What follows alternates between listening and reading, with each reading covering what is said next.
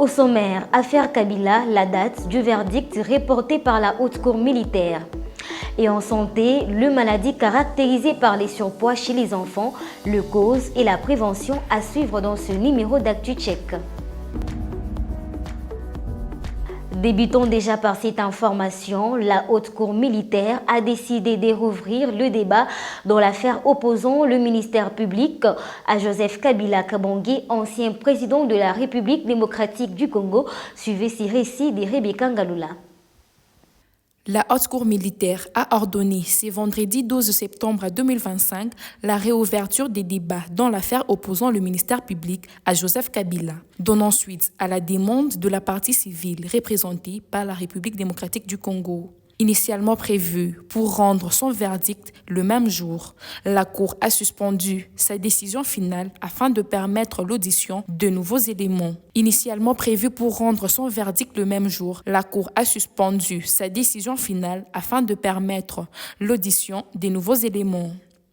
Joseph Kabila est jugé par défaut pour 2 chefs d'accusation graves, notamment trahison, participation à un mouvement insurrectionnel et crime contre l'humanité, lié à une prétendue complicité avec l'AFC M23 soutenue par le Rwanda.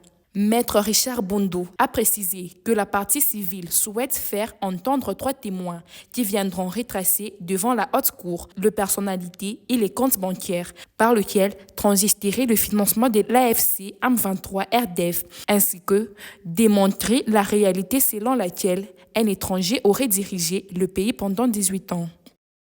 Du côté de l'hémicycle, après 3 mois des vacances parlementaires, les députés nationaux et sénateurs reprennent les chemins ce lundi 15 septembre 2025 pour la session ordinaire de septembre. À l'ordre du jour, 2 dossiers majeurs, l'examen de la reddition des comptes 2024 et les projets de la loi des finances 2026 que le gouvernement doit déposer conformément à l'article 83 de la loi sur les finances publiques.